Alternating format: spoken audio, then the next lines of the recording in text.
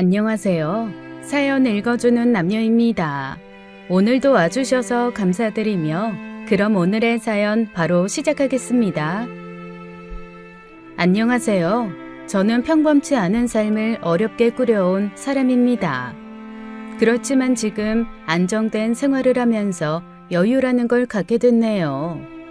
한 사람과 만나기 위해서는 억겁의 세월이 필요하다죠. 어떤 인연은 피보다 진한 것 같아요.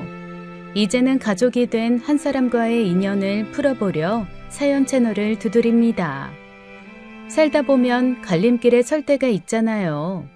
어떤 순간엔 빨리 결정을 내려야 하는데 그게 어려울 때도 많고요. 저는 20대 초반에 먹성 좋고 덩치 좋은 남자랑 결혼했습니다. 왜 씨름 선수 있잖아요. 꼭 그렇게 생겼는데 차라리 씨름 같은 운동이나 하지 그 힘을 지혜롭지 못하게 쓴 사람이었어요. 먹성은 또 얼마나 좋았는지 고기도 남들 먹는 거 5배는 우스웠고요. 빵을 먹어도 앉은 자리에서 10개는 해치워야 했죠.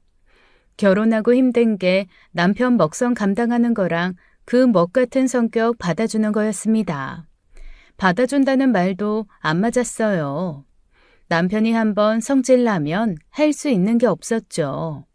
한마디로 성격이 더럽고 불같은 남자였습니다. 결혼하고 신혼여행 가서 딱 그 생각 들더라고요. 이 결혼 잘못됐다, 도망갈까? 했지만 당시로선 도망가는 것도 여의치 않았고 나아지겠지 하루하루 희망을 갖고 살아야 했어요. 그런데 제 남편 그 성질 때문에 하루아침에 비명행세했습니다. 술자리에서 시비가 붙어서 싸웠는데 사람 일 참 우습죠. 자기보다 덩치는 작은데 주먹은 아주 매운 사람이랑 싸움이 벌어진 거였어요. 한겨울 술집 뒷골목에 쓰러져 있다가 새벽에 발견됐고 이미 망자였습니다. 그때 아들이 2살이었어요. 아무것도 모르는 어린 것들이고 장례를 치렀죠. 젊어서 남편을 앞세웠는데 친구 이웃들 다 저한테 똑같은 말을 하더라고요. 새 출발해야지. 간 사람은 안 됐지만 어쩌겠어. 지성질 못 이겨간 걸. 너한텐 기회야. 좋은 사람 만나서 재혼해. 애가 있는데 어떡해. 시댁에 줘. 얼굴도 제 아빠 빼다 박았더만. 성질도 지 아빠 닮았으면 어떡해? 솔직히 그럴 가능성 너무 높아. 설마 그러려고. 자식 내버리고 무슨 재혼이야? 난 남자라면 치가 떨려. 앞에선 좋은 얼굴하고 뒤에서 괴롭히면 어떡해. 결혼은 2번 다신 안 해. 이렇게 말하는 사람 한둘이 아니었어요.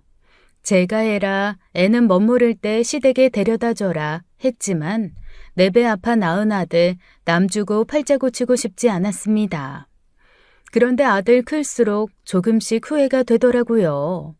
아들이 크면서 하는 짓이 꼭 제 아빠였습니다.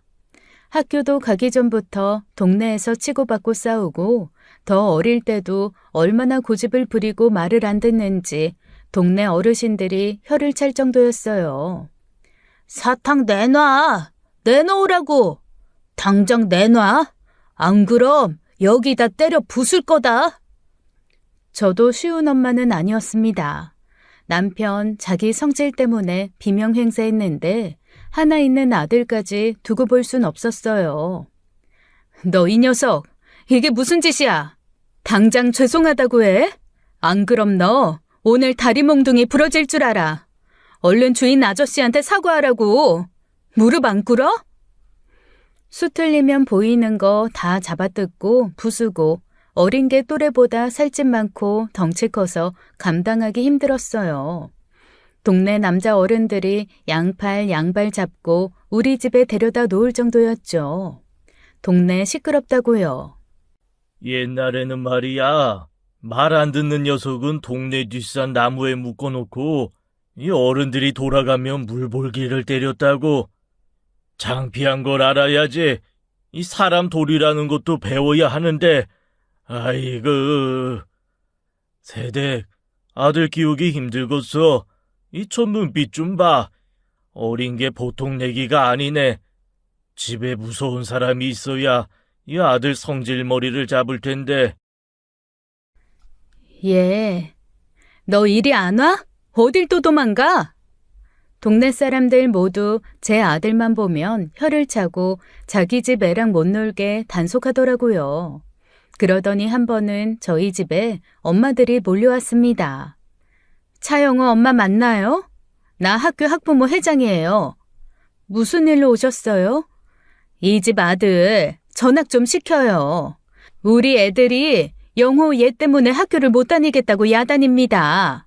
선생님도 두 손 두 발 다 들었다는데 도대체 가정교육을 어떻게 시키는 겁니까? 영호 때문에 학교가 매일 시끄러워요. 죄송합니다. 입이 10개라도 할 말이 없네요. 나 부회장인데 애를 무슨 싸움꾼으로 키웠어요? 우리 애는 딸인데 이 집 아들 무서워서 발발 떨어요. 당장 전학시켜요. 애가 클수록 지 아빠 판박이더라고요. 싸움박질에 돈까지 뺏고 어려서부터 싹수가 노랬습니다. 전 제명에 못 살겠다 싶었어요. 아들이 클수록 씨름도 깊어졌고 때때로 물어줘야 할 합의금도 다 빚이 됐죠. 시장에서 장사하면서 얼마나 힘들었는지 몰라요. 그래서 나마저 없어지면 더 마음 놓고 나쁜 짓 할 것 같아 이를 악물고 버텼습니다. 전 나이보다 일찍 머리가 하얗게 새어버렸고 아들은 개차반으로 성인이 됐어요. 죽을 힘을 다해 아들을 바로잡아 보려고 노력했지만 허사였어요. 별짓을 다 했던 것 같아요. 어디 정신과도 데려가고 이름도 바꿔봤습니다. 엄하다는 선생님 밑에도 데려가 보고 죽기 살기로 혼내도 받지만 그 어느 것도 통하지 않았어요. 얘는 그냥 사람으로 잘못 태어난 악마 같기만 했죠. 당연히 공부도 제대로 안 했어요. 고등학교 중퇴에 성인이 돼서는 더 마음 놓고 사고를 치고 다녔습니다. 전국으로 다니면서 뭘 하는지 속된 말로 양아치라고 불리는 그런 부류가 되었어요.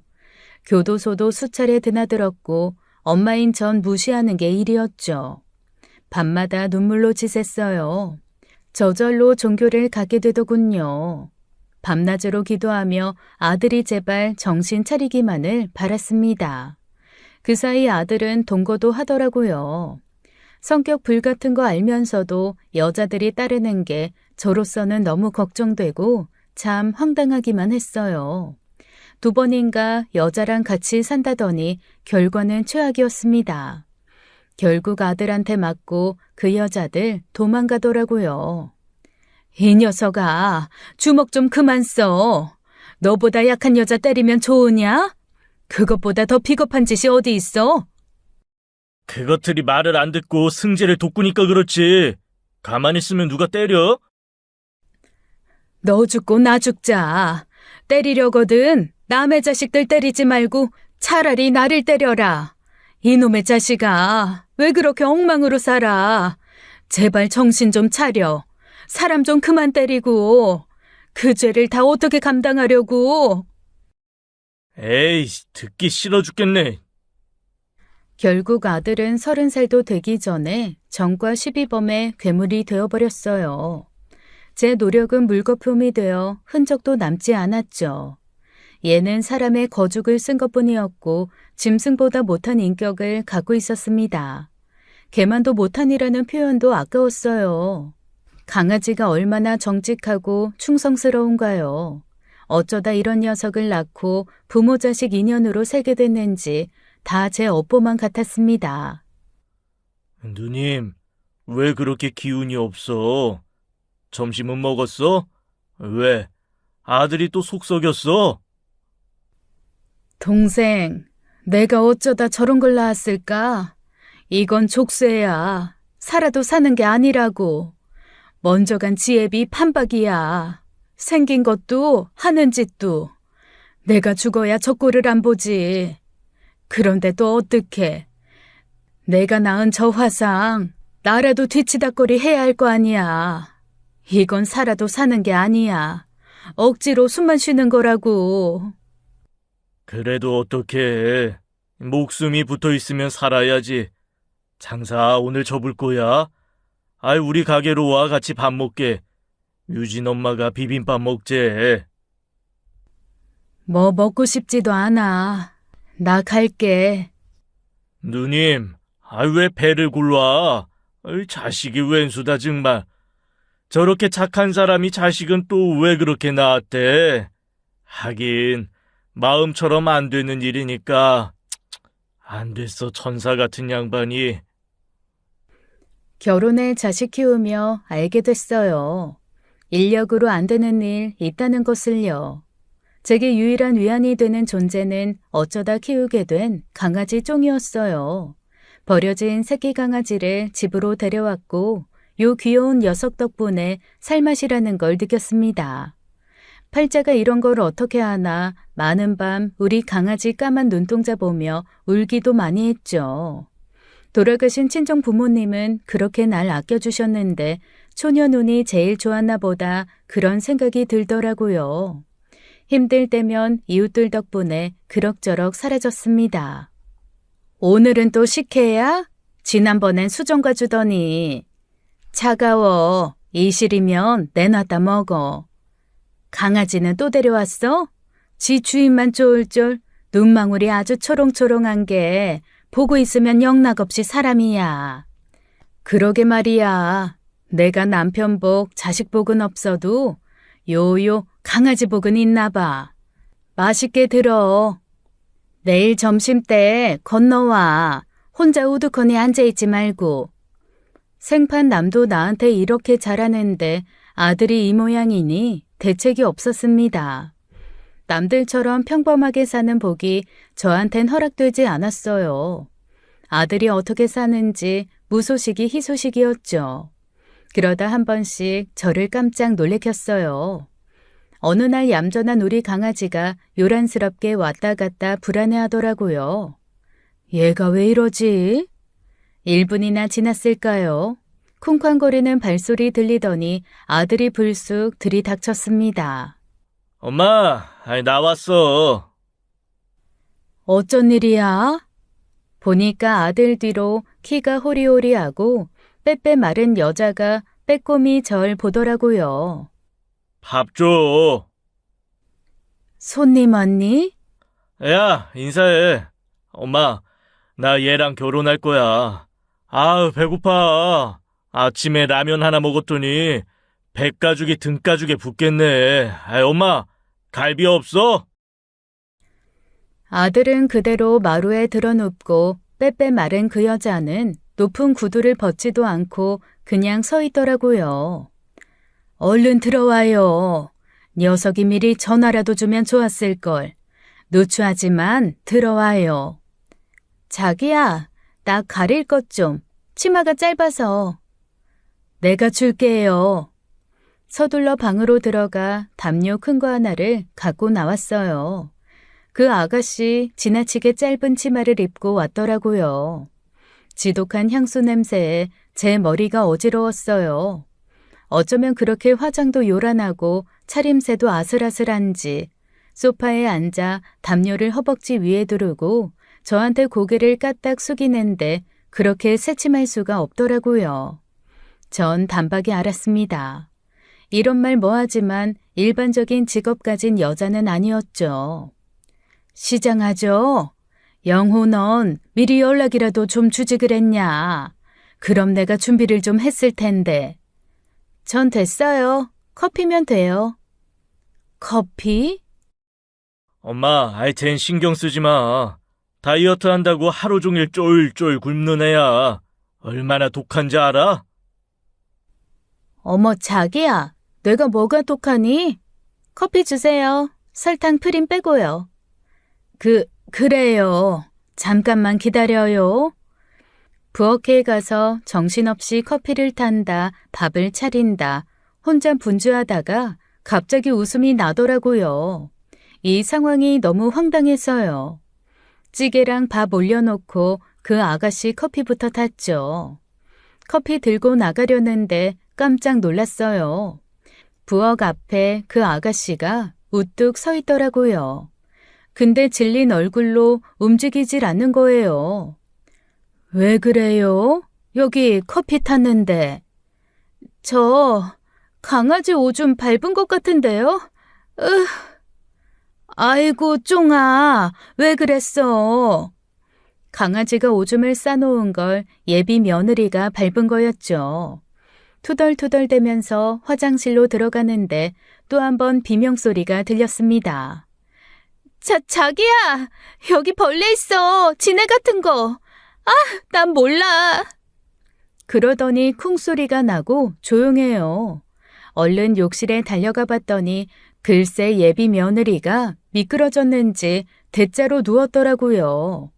처음 저 봤을 때 새침한 표정 어디 가고 머리 산발하고 옷 다 젖어서 울상을 짓는데 볼만했습니다. 어쩔 수 없이 그 아가씨는 제 펑퍼짐한 원피스를 입었고 그런 차림으로 밥상 앞에 앉아 커피를 홀짝이게 됐죠. 아들은 걸신 들린 것처럼 제가 차린 밥을 입에 쓸어 넣고 있었어요. 제 아들은 덩치가 산만하고 산적 같은데 결혼하겠다고 데려온 아가씨는 꼬챙이같이 말랐더라고요. 속으로 어쩜 이렇게 안 어울리나 한숨을 쉬었습니다.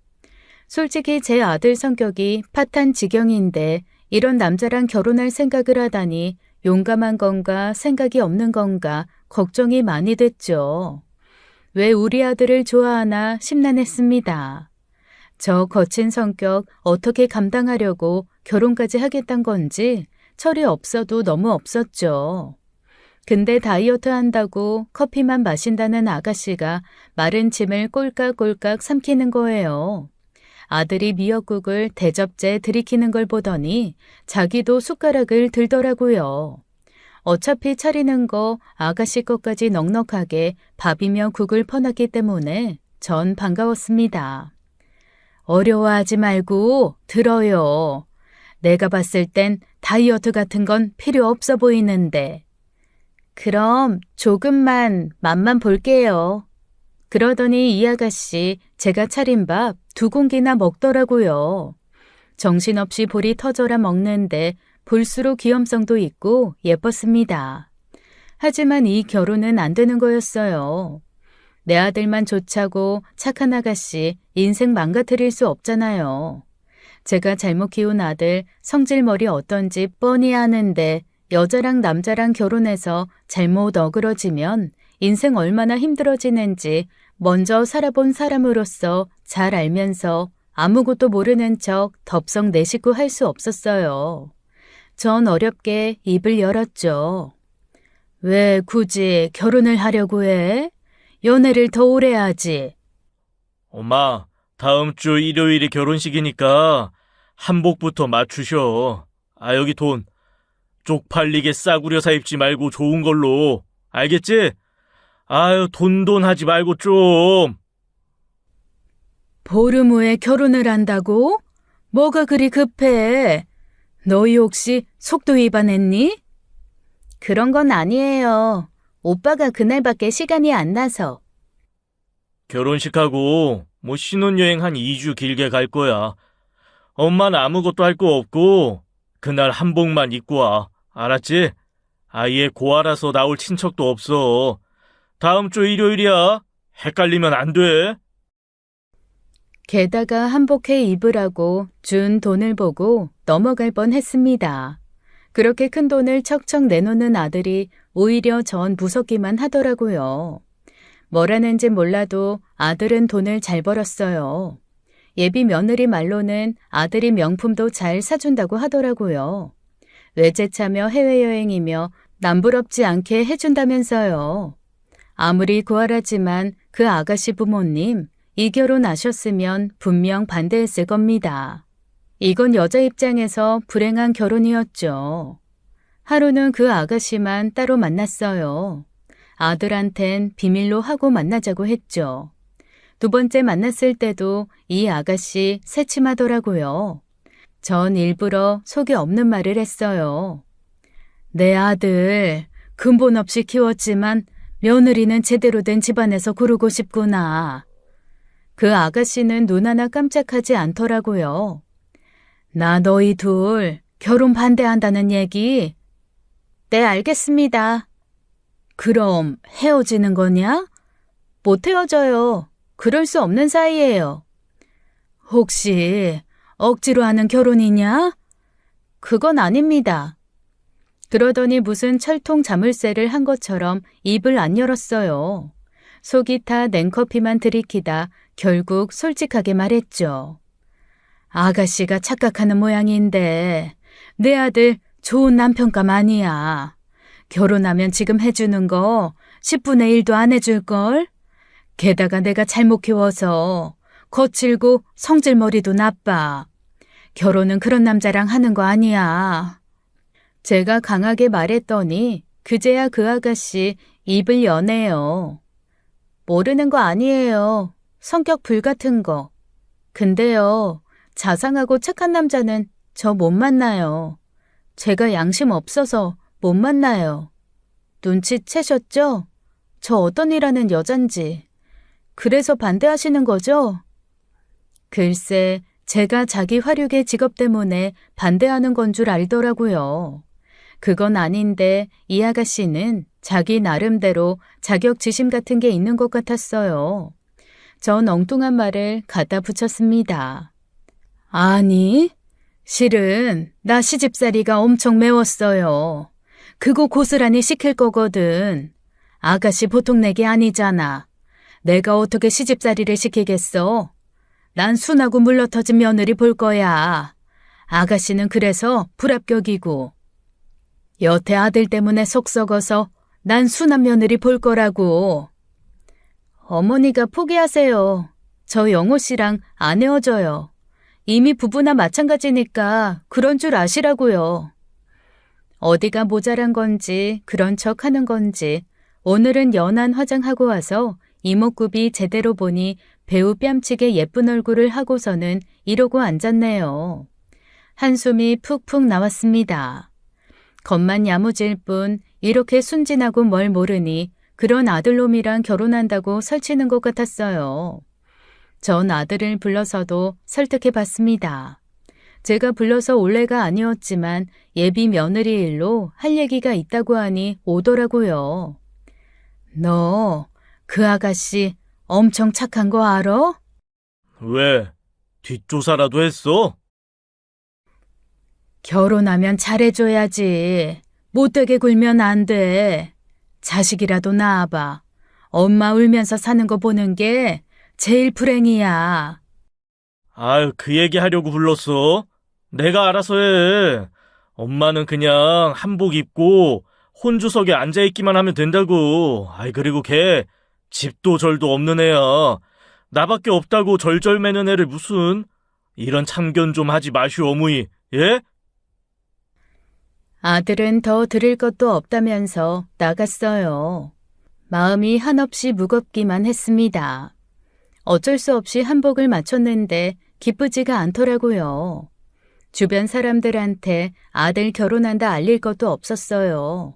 어차피 누굴 부르고 싶지 않았습니다. 결혼식 당일 아침 아들이 차를 보내준다고 하더라고요.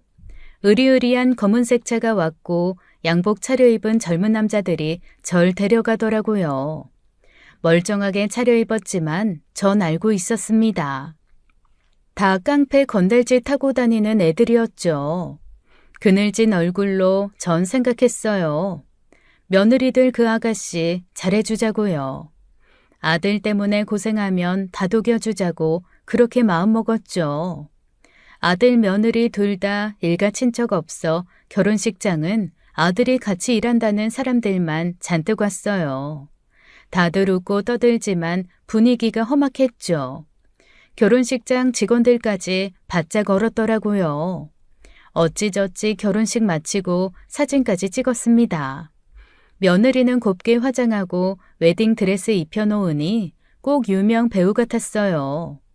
정말 이렇게 예뻐도 되나 싶을 정도로요.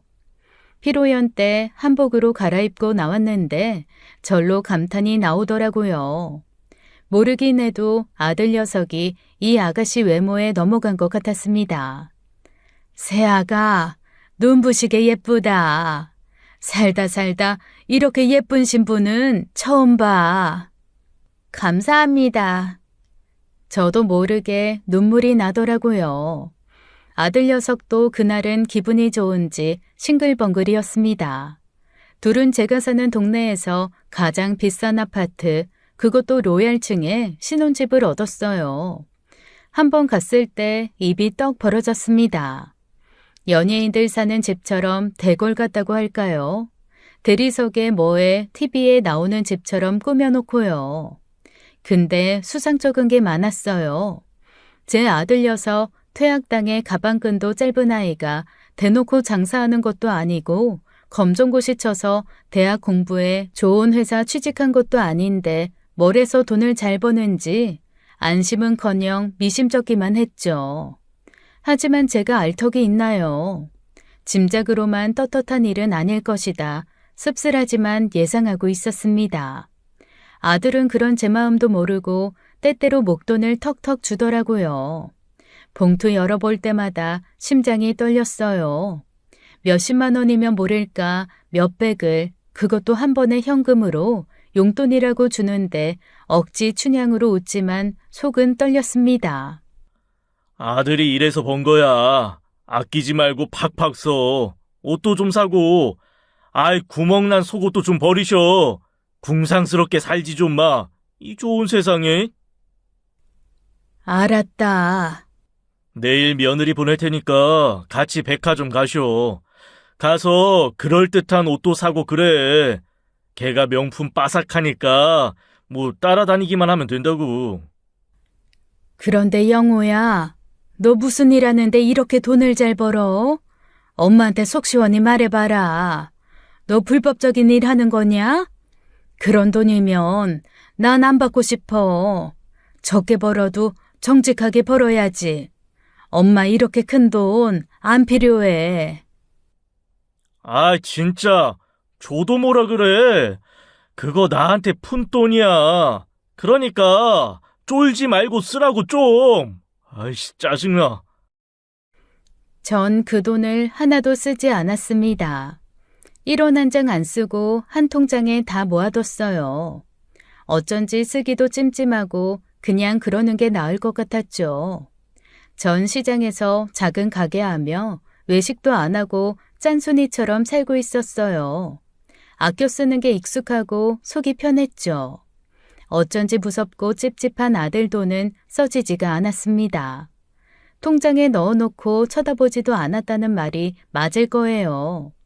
결혼 후 얼마간 아들은 마음을 잡나 싶었습니다. 원체 저한테 연락을 안 하는 애지만 가끔 보면 아들 며느리 표정이 좋더라고요. 하지만 오래가지 않았어요. 3개월쯤 지나자 제가 걱정하던 일이 벌어졌습니다.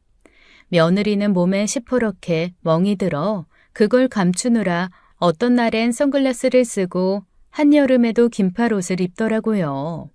전 단박에 눈치를 챘어요. 그 피멍과 상처, 제 아들놈 때문이라는 거 모를 수가 없었습니다. 우악스럽고 잔인한 인성이 또 드러났죠. 속에서 열불이 나고 걱정되기 시작했습니다. 새아가, 그 시커먼 안경 좀 벗어봐라. 한여름에 긴팔은 왜 찾아 입어? 땀을 찔찔 흘리면서. 상관 마세요. 이거 봐. 아이고, 눈가에 시퍼렇게 멍든 것 좀 봐. 가슴이 철렁 내려앉고 하늘이 노래졌습니다. 얼마나 맞았는지 눈에 실핏줄까지 터졌더라고요. 삐쩍 마른 새아가는 무슨 깡인지 그렇게 맞고도 평소랑 같은 모습이었어요. 남들 같으면 울고불고 병원에 입원한다, 경찰에 신고한다 그랬을 텐데 말이에요. 너 당장 경찰서 가자. 나랑 가자고. 왜 맞고 살아? 왜? 당장 신고하고 이혼해. 한시라도 빨리 헤어져. 제가 알아서 해요. 왜 울고 그러세요, 정말. 이 맹추야. 이러고도 살 거야? 왜? 저 녀석이 뭐가 좋다고? 저라고 뭐 생각이 없는 줄 아세요?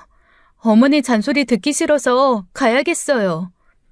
며느리는 제 걱정이 귀찮다는 듯 도리어 역정을 내고는 휙 가버렸습니다. 도대체 이해가 안 가더라고요. 왜 맞으면서 꾸역꾸역 사는지. 시어머니인 내가 경찰서 가자고 손을 잡아 끄는데도 저렇게 버티는 며느리가 이상했죠. 저한테 와서 아들 욕도 안 하는 애였어요. 마치 모든 걸 달관한 것처럼 입 꾹 다물고 차갑게 쌩하니 지 볼 일만 보고 가는 애였습니다. 제 속만 타들어갔죠. 아들에게 아주 막말을 한 적도 있어요. 하도 전화를 안 받아 문자로도 하고 걔 일한다는 데를 찾아 쫓아간 적도 있었죠. 네가 사람이냐? 네 안사람 꼬챙이처럼 말라서 보는 것도 안쓰러운데 때릴 데가 어디 있다고 손을 대. 너는 짐승만도 못한 짓을 해놓고 잠이 오고 밥이 목구멍에 넘어가? 내가 죄인이다. 널 낳고 미역국을 먹은 내가 죄인이야. 당장 그 쓰레기지 그만둬.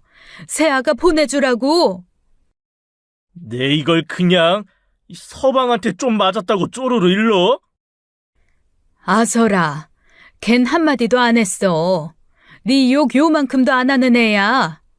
내가 안타까워서 그래 이 녀석아. 여자 때리는 그 못된 버릇 안 버리냐? 이 버러지만도 못한 놈. 아, 왜 여기까지 와서 잔소리야? 그냥 가셔. 한 번은 꿈자리가 뒤숭숭해 연락도 없이 아들 집에 찾아간 적이 있어요. 아무리 배를 눌러도 사람이 안 나와 빌라 경비실에 쫓아갔죠. 경비 아저씨, 제가 몇 호 아들 엄마다 며느리가 전화를 안 받아 걱정이 되어 쫓아왔는데 그 집 사람들 나갔냐, 아는 거 있으면 대답을 해달라고 했습니다.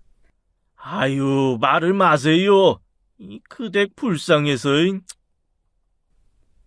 왜요? 제 아들놈 때문에 그러세요? 제가 그 아들 애입니다. 솔직히 말해주세요. 저 다 알아요. 제 아들 개차반인 거. 오늘 쫓아온 것도 며느리 잘못됐을까봐 제가 어제 꿈자리가 뒤숭숭해서 쫓아왔어요. 경비 아저씨는 결심한 듯 저한테 다 털어놓더라고요.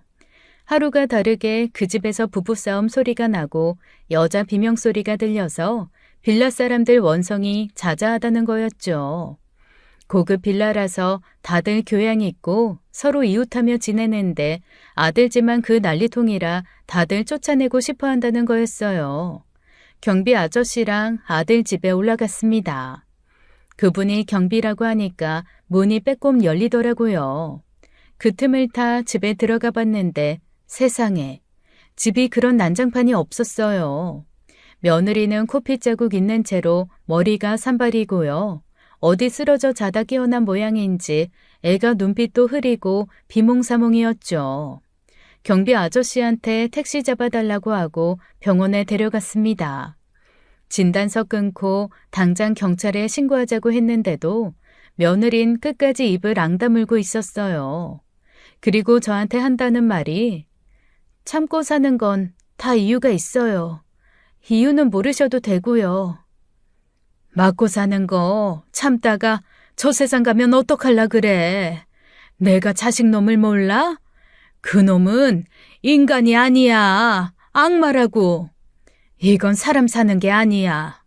지금 오늘이라도 당장 짐 싸서 도망가라. 갈 때 되면 내 발로 나가요. 그리고 우리 혼인신고 안 해서 법적으로는 부부 아니니까 신경 쓰지 마세요. 뭐? 그건 잘했다. 그건 잘했어. 다행이다 소리가 절로 나왔습니다. 암튼 곁을 안 주고 냉랭한 며느리는 그렇게 이상한 고집을 부리고 있었어요. 추석을 앞두고 더위가 채 가시지 않을 때였죠. 며느리에게 먹이려고 전이며 갈비며 명절 음식 푸짐하게 준비했습니다. 그런데 약속한 시간이 됐는데도 감감무소식, 전화를 해도 받지 않고 예감이 안 좋더라고요. 저녁 시간도 훨씬 지나 아들 내외가 들어오는데 딱 보니까 아들놈이 화가 잔뜩 나 있어요. 저 눈빛 제가 알거든요. 저런 사나운 눈빛을 하고 있으면 꼭 일이 벌어졌어요. 얼른 밥만 먹여 보내야겠다. 속이 벌벌 떨리는 걸 참고 밥을 차리는데 밖에서 퍽소리와 함께 비명소리가 들렸습니다. 나가보니 며느리가 쓰러져 있고 아들이 손을 힘껏 들어 며느리를 또 때리려고 하고 있었어요. 전 생각할 겨를도 없이 며느리 앞을 막아섰습니다. 왜 그러냐, 명절에. 화가 나도 좀 참아. 얘가 뭘 잘못했다 그래. 내 승질 알아 몰라? 엄마 비켜. 빨리 안 비겨? 아들은 절 밀쳤고 전 그대로 쓰러지고 말았습니다. 며느리 멱살을 잡더니 제 앞에서도 주먹을 쓰더라고요. 죽어도 그 꼴은 못 보겠어서 아들놈 바지가랑이를 잡고 늘어졌어요. 그만해. 때리지 마라. 새아가 죽는다. 전 죽을 힘을 다해 아들 다리를 잡고 일어나 며느리 앞을 막아섰습니다. 듣기도 싫은 막말과 욕설이 날아왔고 전 기를 쓰고 아들을 말렸어요. 이거나 내가 너 때문에 되는 일이 없어. 왜 시키는 대로 안 해서 사람을 열받게 하냐고. 일어나서 빌어. 잘못했다고 안 해? 그만해. 나도 사람이야. 당신한테 맡기만 하는 샌드백 아니라고. 이게 어디서 말대답을 해. 오늘 너 제삿날인 줄 알아. 어디서 기어올라? 아들 눈빛에 불꽃이 튀었고 전 큰일 났다 싶어 젖먹던 힘을 다해 아들을 밀쳤습니다. 그만두지 못해? 이럴 거면 엄마라고 찾아오지도 마. 새아가 도망가. 얼른 도망가라고. 영호는 내가 잡고 있을 테니까 얼른. 전 망설일 겨를도 없이 아들 손등을 꽉 물었습니다. 물고 절대로 놓지 않았어요. 아들은 절 떼어내려고 온갖 짓을 다 했지만 절 이길 순 없었습니다. 며느리가 밖으로 뛰쳐나가고도 한참 뒤에야 아들 손을 놨어요. 나가라. 내 집에서 나가. 그 짐승보다 못한 짓거리 그만두지 못할 거면 다신 찾아오지 마. 엄마, 나이는 먹었어도 정신은 또렷해. 아니, 이제 무서울 게 없어. 너 같은 자식 필요 없다.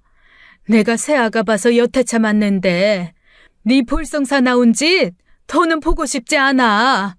나가, 당장. 그 후 아주 몸살을 앓았습니다. 제 손으로 물 한 잔도 못 떠먹겠더라고요. 하루가 지났을까요? 문소리가 들려서 눈을 떠보니까 며느리가 어두운 표정으로 서 있었어요.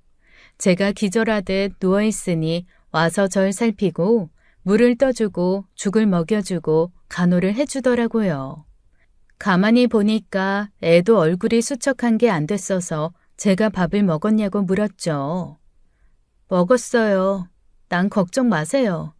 지금 어머니가 큰일 났어요. 입원하셔야 될 정도인데 일어나실 수 있겠어요? 나 골병 든 건 병원에서 못 고쳐. 자식 때문에 든 병이거든. 며느리가 우리 집에서 먹고 자며 며칠을 보냈고 전 겨우 일어날 수 있었습니다. 제가 자주 다니는 한의원을 어떻게 알고 거길 혼자 다녀왔더라고요. 한약을 한 재 지어서요. 어떻게 알았냐니까 그 정도 눈치는 있다고 자기 순 바보 아니라고 웃었습니다. 웃으니까 너무 예쁘더라고요. 떠올려보면 며느리 결혼 후 이렇게 웃는 거 처음 봤지 싶었어요. 그 후로 며느리는 불쑥불쑥 집에 자주 왔습니다. 와서도 별말 없이 같이 콩국수를 먹거나 유명하다는 빵을 주고 간다거나 그랬죠.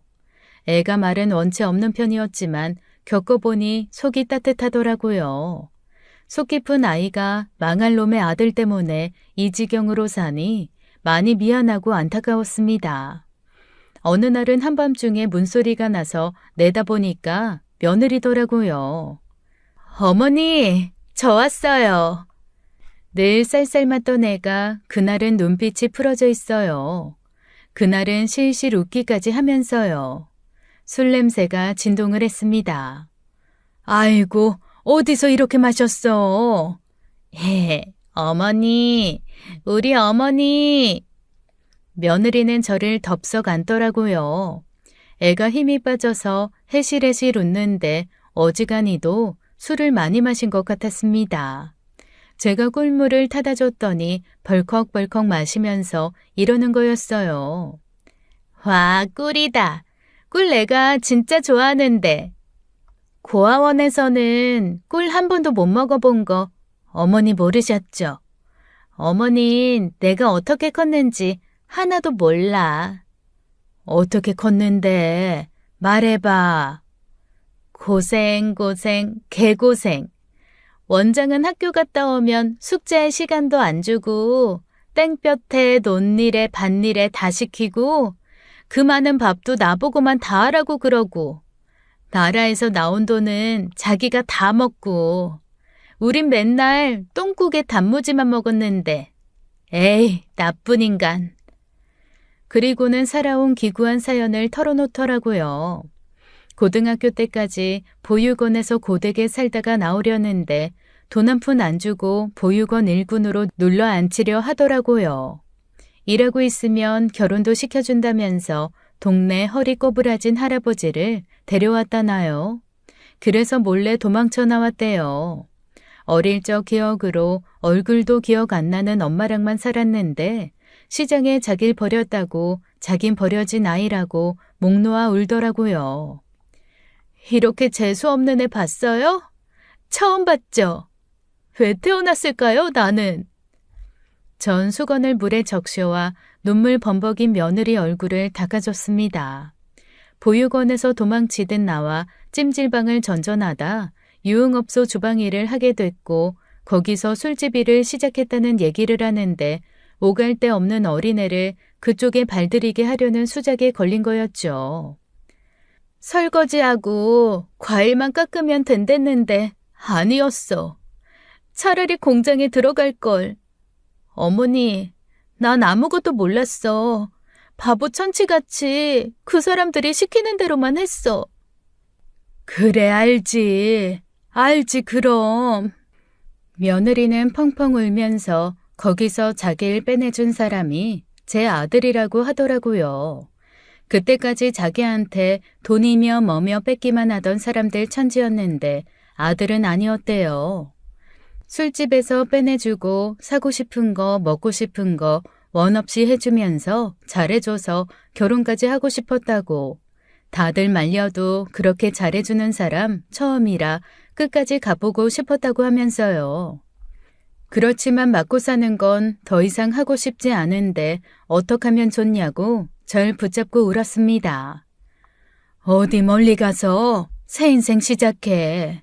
그깟 놈 까맣게 잊어버리고 내가 도와줄게. 내가 그 녀석이 너 찾는 거 막아줄게. 보육원에서도 도망치고 술집에서도 도망치고 난 이제 도망치기 싫어. 그리고 어머님이랑 헤어지기 싫어. 나 살면서 어머니 같은 사람 처음인데 나 괴롭히지도 않고 푸근하고 따뜻하고 가기 싫어. 엄마랑 헤어지기 싫다고. 며느리는 아이처럼 제 무릎에 얼굴을 대고 울다 그대로 잠이 들었습니다. 자면서도 우는 며느리 때문에 바지가 다 젖어도 그 아이를 깨울 수가 없었어요. 박복하고 기구한 인생, 남편까지 잘못 만나 이렇게 되다니 더 할 말이 없었습니다. 딸 같은 아이가 힘들게 살아온 게 마음 아프고 같은 여자로서 너무 안 됐더라고요. 몇 주 뒤 한동안 연락이 없던 아들 소식이 들려왔어요. 어느 지방 병원에 입원해 있다고 와달라고 하더라고요.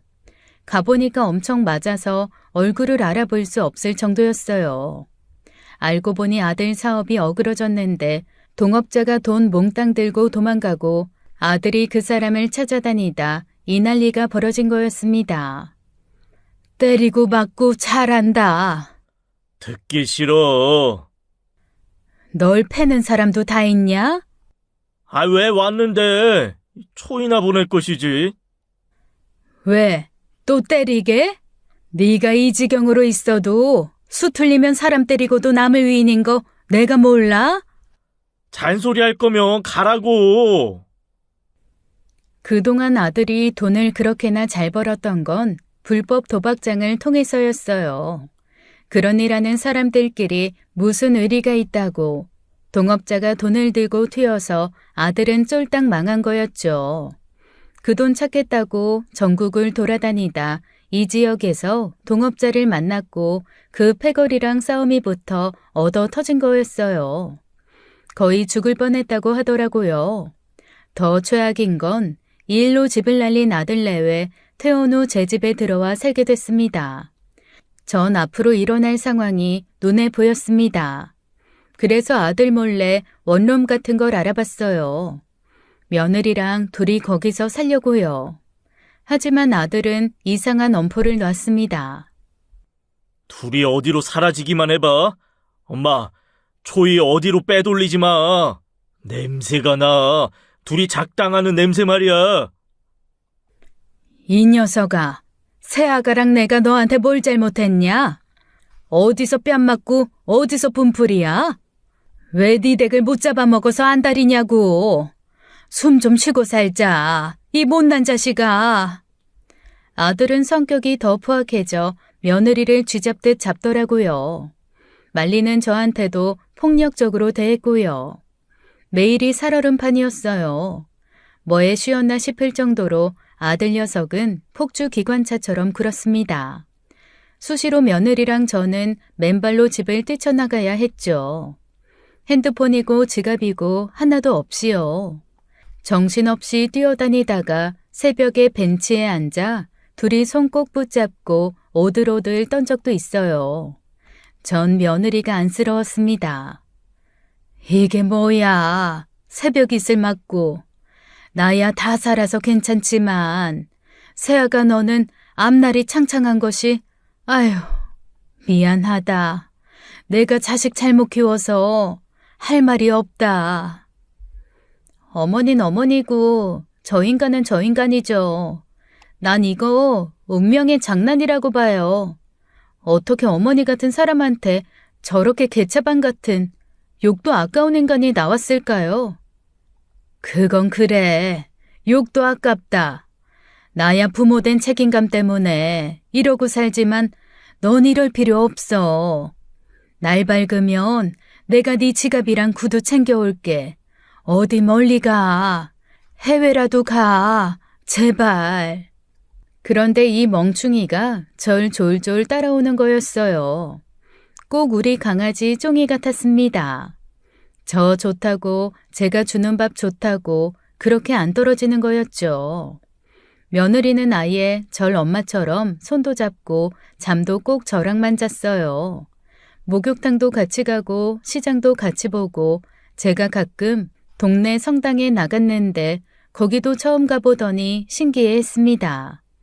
그렇게 우리 둘 서로를 의지해 살아가고 있는데 아들의 폐악질은 점점 더 심해졌어요. 이날 이때껏 남 때리고 피해주고 살다가 지가 한 번 당했다고 아주 속이 뒤집힌 것 같더라고요. 저렇게 역지사지가 안 되는 수준 낮은 놈이 제 아들놈이었습니다. 그러던 어느 날 아들은 이러다가 며느리 잡겠다 싶을 정도로 며느리를 때렸어요. 이유요? 제가 없는 저녁에 며느리가 찌개를 데우다 깜빡 졸아서 그걸 태웠대요. 그 핑계로 며느리를 쥐잡듯 잡았던 거죠. 집에 갔는데 며느리가 부엌에 쓰러져 있었습니다. 눈두덩이 붓고 귀파귀 코 할 것 없이 피가 흐르는데 눈 뜨고는 볼 수가 없는 지경이었죠. 전 미치고 팔짝 뛰면서 난리를 쳤습니다. 이놈이? 기어이 사람을 이 지경으로 만들어? 짐승만도 못한 놈. 초이가 무슨 잘못이 있다고 이렇게 때려. 지옥 불구덩이에 떨어질 놈. 아이고 초이야, 어쩜 좋냐. 며느리는 신음만 겨우 흘릴 뿐 퉁퉁 부은 눈으로 저를 보더라고요. 가슴이 찢어질 것 같았습니다. 몇 분 후 현관문을 부실 듯이 아들놈이 들어왔어요. 저도 너무 화가 나서 아들놈이 사람으로 안 보였습니다.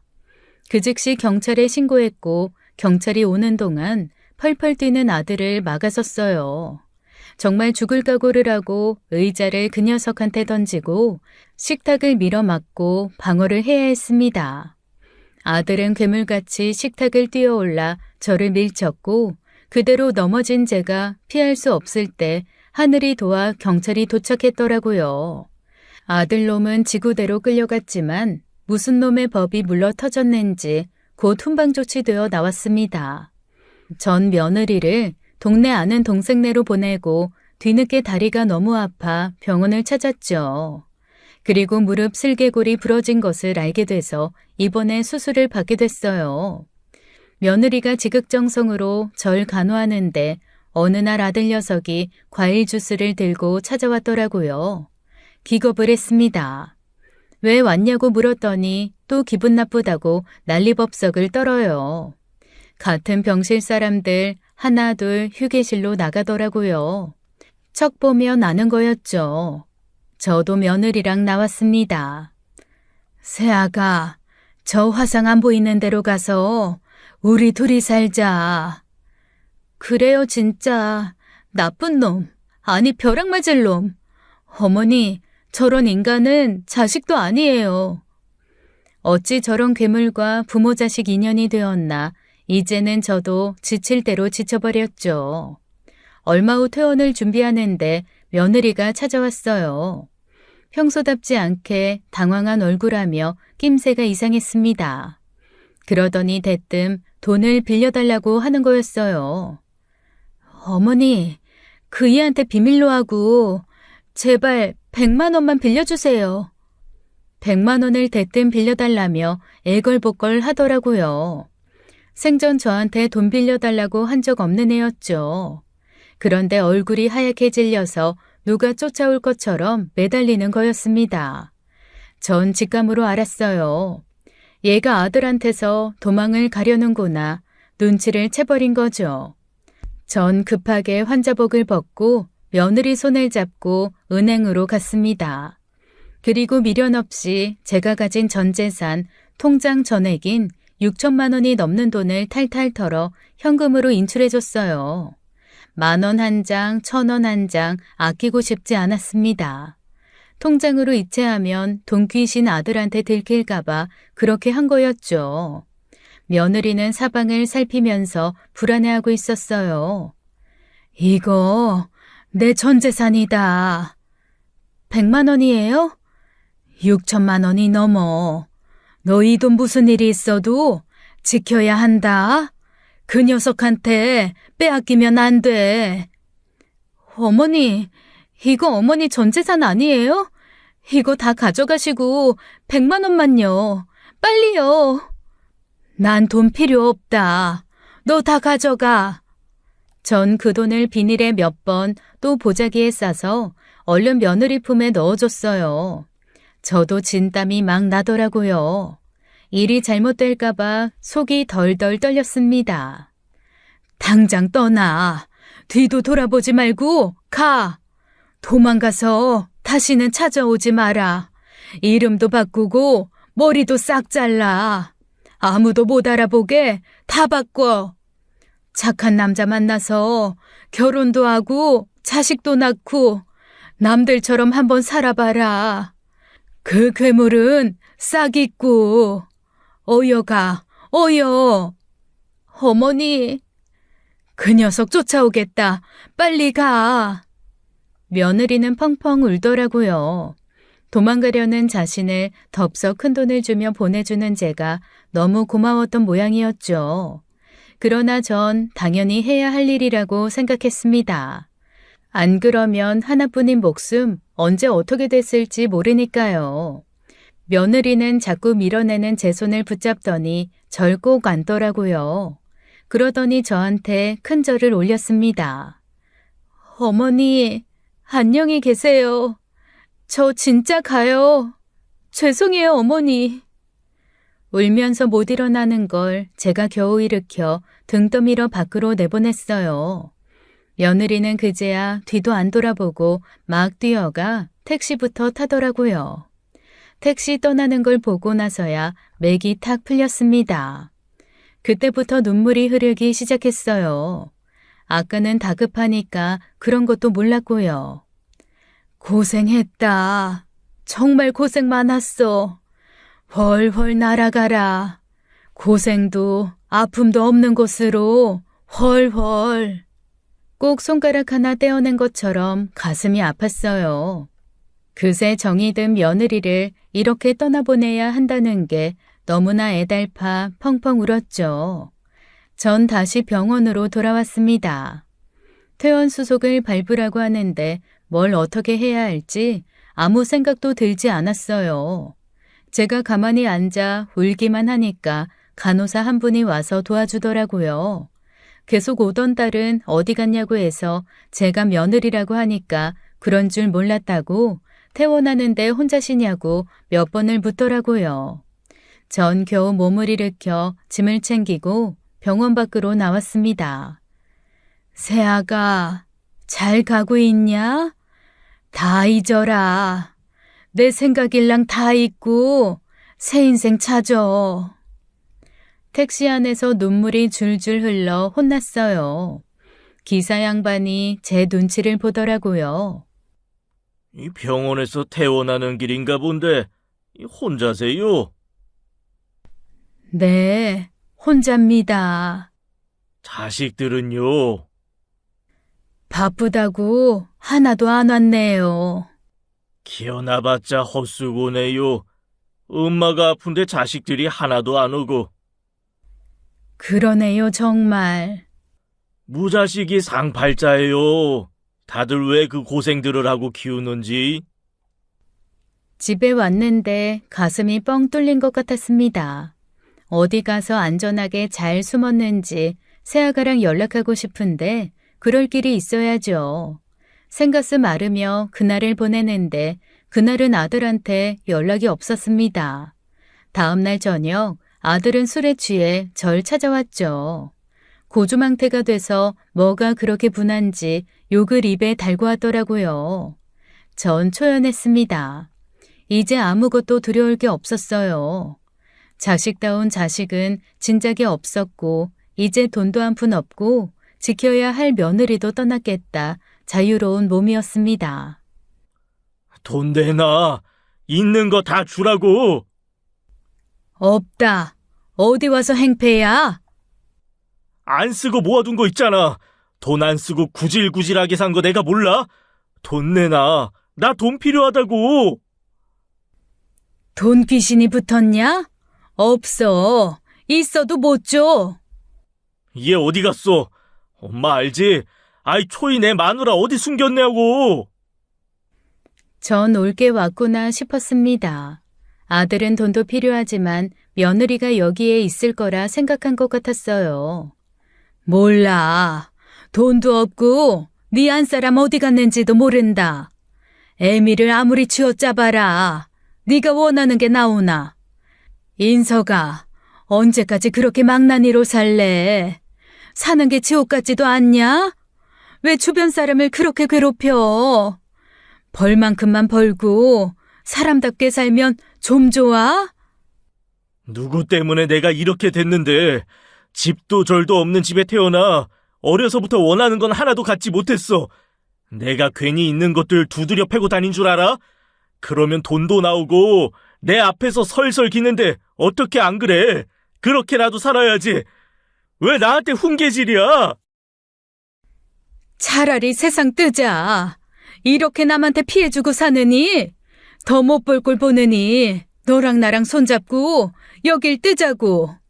지옥 불구덩이에 떨어져도 여기보단 낫겠다. 자식이란 놈이 쓰레기짓 하며 사는 거 더는 못 보겠다 이 녀석아. 아이 왜 또 이래? 안 그래도 속에서 불이 나는데 왜 가만히 있는 사람 성질을 돋우냐고. 에이씨. 아이고. 그 녀석은 문가비의 도자기를 번쩍 들더니 그것부터 바닥에 내리꽂더라고요. 박살이 난 도자기 파편이 튀어 뺨과 목, 팔에 피가 났습니다. 이 녀석이 눈이 돌아 저를 때리려고 할 때 갑자기 현관 유리문이 박살이 나면서 깨지고 경찰들이 들이닥쳤어요. 자영호, 그만둬! 경찰이다! 뭐야, 이것들은! 우르르 들이닥친 경찰들이 아들 녀석을 붙잡는 게 눈에 보였습니다. 전 그대로 까무러쳤고 눈 감기 전 환영은 본 것 같았어요. 꼭 며느리가 저한테 다가오는 것 같았습니다. 전 그 와중에도 신음하며 소리쳤어요. 안 된다. 안 돼. 조이야, 도망가. 여기 있으면 안 돼. 도망가. 환청처럼 며느리가 절 부르는 소리가 들렸어요. 어머니 눈 뜨세요. 제가 왔어요 하는데 의식이 가물거리는 순간에도 가슴이 철렁했습니다. 오면 안 되는데 와서는 안 될 곳인데 이 못난 것이 또 찾아왔나 싶어서요. 그렇게 전 기절하고 말았습니다. 눈을 떠보니 병원 응급실이었어요. 기막히게도 며느리가 절 바라보고 있었습니다. 제 손을 꼭 잡고 백지장같이 하얀 얼굴로 눈물을 뚝뚝 떨어뜨리고 있었어요. 조이냐? 저예요, 어머니. 저 알아보겠어요? 나 꿈꾸는 거냐? 아니요, 나 맞아요. 여기 병원이고 어머니 기절하셨어요. 저도 모르게 벌떡 일어나려 했습니다. 그 녀석 어디 갔어? 경찰이 들이닥쳤는데 그 녀석 잡아갔냐? 네, 수갑 채워 갔어요. 걱정 마세요. 형사들이 들이닥친 건 사실이었고 아들은 연행이 됐다더라고요. 환청이라고 생각했던 목소리는 며느리의 것이 맞았어요. 쓰러진 절 응급실에 데려온 것도 며느리였고요. 그때 감이 왔습니다. 이 상황 그냥 우연은 아닌 것만 같았어요. 신고 네가 한 거야? 네, 제가 했어요. 그 사람 이제 죗값 치르게 될 거예요. 어머니 모르시는 일이 아주 많았어요. 저는 깜짝 놀랐습니다. 며느리는 눈빛도 자세도 달랐어요. 어떤 결심으로 아들을 신고했는지 그전과는 다른 모습이었습니다. 제가 기가 막혀 말도 못하고 있으니까 며느리가 막 울더라고요. 저 괴물이 어머니 다치게 하게 눈에 보이는데 어떻게 가만히 있어요. 나중에 어머니가 나 원망해도 어쩔 수 없다고 생각했어요. 그 사람 손에 어머니 잘못되면 나 못 살아요. 사건의 전말은 이랬습니다. 며느리는 제가 준 돈 그렇게 많을 줄은 몰랐대요. 그런데 안전한 곳에 가서 풀어보니 생각보다 훨씬 거액이었던 거였죠. 그때부터 며느리는 걱정이 되더랍니다. 아들이 수시로 그랬대요. 저한테 돈이 좀 있을 거라고요. 참기름 쥐어짜듯 짜면 그 노친네한테서 돈 나올 거라고 급할 때는 저한테 탈탈 털면 된다고 했다네요. 그런데 돈 액수를 보니까 정말 제 전 재산인 것 같았고 이 돈마저 없으면 아들의 행패를 고스란히 당할 것 같더랍니다. 며느리는 용기를 냈대요. 제가 아들한테 맞아서 잘못될까봐 막기 위해서요. 경찰서에 제 발로 찾아가 아들에게 당한 폭력을 신고하고 남편을 잡아가라고 했답니다. 그런데 제 아들 전과가 화려하고 실은 불법 도박 일로 경찰들이 수사 중에 있었던 모양이에요. 아들 이름 이야기했더니 경찰이 이것저것 물어봤고 그 과정에서 아들이 숨기고 있던 결정적 증거를 며느리가 말하게 된 거였죠. 며느리는 아들이 하는 일에 대해 생각보다 자세히 알고 있었어요. 수다스럽지 않은 며느리 성적 믿고 아들이 이 말 저 말 떠벌렸던 거였죠. 그 바람에 경찰들의 긴급 체포가 가능해졌고 며느리의 협조 아래 경찰들이 우리 집으로 들이닥칠 수 있었던 거였습니다. 어머니 마음 단단히 잡고 들으세요. 그 사람 정말 씻을 수 없는 죄를 지었어요. 설마 그 짓까지 했다는 말이냐? 네, 이제 빠져나올 도리가 없어요. 어쩌면 살아서는 감옥에서 못 나올지도 몰라요. 차마 입에 올릴 수 없는 범죄의 가해자로 제 아들은 경찰의 용의선상에 올라 있었어요. 돈을 들고 튄 동업자에게 맞아서 아들이 입원했다고 했잖아요. 그 뒤 몸을 회복한 뒤 아들은 다시 그 동업자를 찾아갔던 모양입니다. 그리고 인간이라면 해선 안 되는 일을 저지른 거였어요. 제 아들한테 당해 동업자는 세상을 뜨게 됐고 아들은 절벽 끝까지 몰리게 된 거였죠. 경찰에 했던 며느리의 진술은 제 아들의 동선을 밝히게 될 결정적 계기가 되어 범인으로 지목된 거였어요. 게다가 아들놈은 그 결정적 사건 말고도 죄명이 많았습니다. 한마디로 할 수 있는 불법은 다 저지른 거였죠. 엄마, 초이야. 어떻게 좀 해봐. 변호사, 비싼 변호사도 쓰고, 나 좀 살려달라고. 씻을 수 없는 잘못을 저질러 놓고 무슨 변호사 타령이야? 넌 내 아들이기 이전에 성인이고 진작 정신을 차렸어야 했어. 죗값 달게 받아라. 더는 네가 활기치고 돌아다녀선 안 돼. 그게 모두를 위해서 최선이야. 전 어미지만 아들을 위해 손톱만큼의 아량도 베풀기 싫었고 그럴 수 없었습니다. 제 속도 썩어났지만 제 자식 놈으로 인해 피해를 본 그 수많은 사람들, 결국 세상을 떠난 사람까지 생긴 마당에 이 녀석은 죗값을 하나도 남김없이, 아니 그 몇 배로 치르는 게 맞았어요. 며느리도 전에 없이 강단 있는 모습으로 말했습니다. 당신은 인간이 아니야. 짐승만도 못해. 어머니 보고도 느끼는 게 없어? 한평생 당신 되돌리려 사람답게 만들려고 노력하신 분인데 당신 하는 짓 뭐였어? 사람 패고 속이고 사기치고. 거기다 당신 우리랑 같이 살 수 없어. 아니, 사회에 나와선 안 된다고. 살아있는 동안 당신이 저지른 죄 깨닫길 반성하길 바랄게. 제발 사람답게 좀 살자. 엄마, 초이야. 그렇게 가면 어떡해. 제발 가지 마. 아들은 그동안의 죄가 모두 더해져 무거운 중형을 받게 됐어요. 운 좋게 피해간 것들까지 다 그 죄값을 물게 됐죠. 어찌 하늘을 손바닥으로 가리겠습니까? 아들은 교화가 어렵고 사회에서 영구적으로 차단을 시켜야 한다는 사법부의 판단 아래 무기징역에 처해졌어요. 어미로서 저는 이 판결이 옳다고 생각했고 부당함은 한치도 없다고 생각합니다. 더 험한 시대에 태어났었다면 아들은 목숨을 부지하기 힘들었을 수도 있었겠죠. 사람들한테 돌팔매를 맞아도 골백 번은 맞았을 겁니다. 아들은 형이 너무 무겁다며 항소를 했지만 최종심에서도 무기징역을 선고받았어요. 그날 며느리와 전 모든 게 끝났구나 서로 말없이 손을 잡았습니다. 굳이 어떤 말이 필요하겠어요. 그저 이 곡절만은 삶에 대한 위로를 따뜻한 손을 통해 전한 거였죠. 이후 며느리와 전 살던 곳을 미련 없이 떠났습니다. 제 아들 소식 그리고 제가 떠난다는 소식에 동네 사람들 하나둘 저희 집에 찾아왔어요.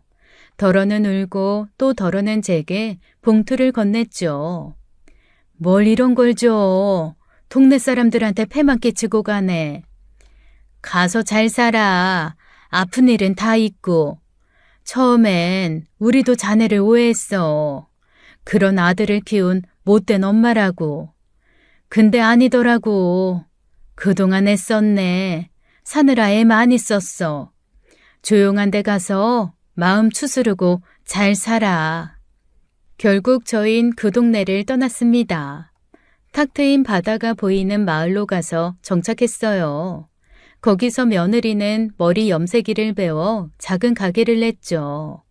가게에 딸린 집에서 우리 둘 먹고 자고요. 거기서 우리 둘 모녀지간으로 지내고 있습니다. 누굴 만나도 그렇게 얘기하고 있어요. 작은 텃밭 일궈 채소 따먹고 과일나무도 키우고요. 사람으로 인해 지치고 상한 마음 자연으로부터 위로받으며 살아가고 있습니다. 며느리와 전 고부 관계로 만나 엄마와 딸이 되었어요. 이렇게 특별한 인연이 또 있을까요? 하루하루가 보물 같은 날들입니다. 우린 지극히 사람다운 마음으로 서로를 지켰고 이제 아무것도 바랄 게 없어요. 여기까지가 제가 살아온 이야기입니다. 어때요? 우리 특별한 인연 내세울만 한가요? 여러분은 어떤 소중한 인연을 맺고 계신가요? 긴 이야기 들어주셔서 감사합니다. 모두 행복하세요. 지금까지 사연 읽어주는 남녀였습니다. 끝까지 시청해주신 여러분 감사드리며 저희는 다음 사연으로 돌아올게요. 감사합니다.